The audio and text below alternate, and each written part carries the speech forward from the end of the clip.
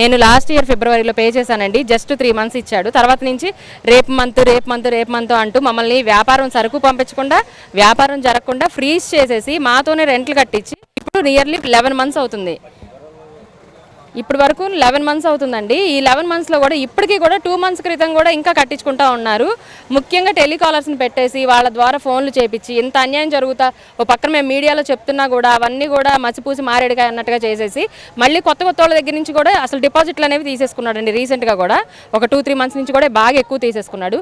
మేము రిక్వెస్ట్ చేసేది ఒక్కటేనండి, ఆయన అసలు బయటికి రానివ్వకుండా మీరు స్టేషన్లోనే ఉంచి ఎవరైతే 660 మంది ఉన్నారో వాళ్ళ ప్రతి ఒక్కళ్ళ దగ్గర నుంచి కూడా మీరు డబ్బులు ఎంత ఏంటి అనేది ఇన్ఫర్మేషన్ అనేది మీరు ఒక ఇన్వెస్టిగేషన్ చేసి ఆ ఇన్ఫర్మేషన్ తీసుకొని 660 మంది దగ్గర నుంచి కూడా క్లియరెన్స్ లెటర్ మాకు ఓకే, మాకు న్యాయం చేశాడు అనేదాకా మీరు బయటకు పంపించకుండా ఉంటే మాకు సత్వరంగా న్యాయం జరిగింది సార్. బయటకు అనేది పంపించకుండా పోలీసు వారు ఈ ఒక్క సపోర్ట్ చేయండి, బయటకు పంపించొద్దు. ఫండ్స్ కూడా రీసెంట్గా కట్టిన ఫండ్స్ని మీరు వెంటనే గ్యాదర్ చేస్తే వస్తాయి సార్, లేకపోతే అవి ఎటువైపు వెళ్తాయి అనేది ఆలోచించుకోవాలి.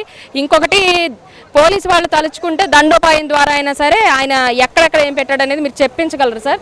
అందుకని ముఖ్యంగా పోలీస్ డిపార్ట్మెంట్ని నేను కోరుకుంటున్నానండి. హయ్యర్ అఫీషియల్స్ దగ్గర నుంచి కింద వాళ్ళ వరకు కూడా అందరినీ రిక్వెస్ట్ చేస్తున్నాను, అతన్ని బయటికి పంపించకుండా మీ వైపు నుంచి మీ తరపు మీరు చేయగలిగింది చేస్తే మా డబ్బులు ఖచ్చితంగా వస్తాయని నాకైతే నమ్మకం ఉంది సార్.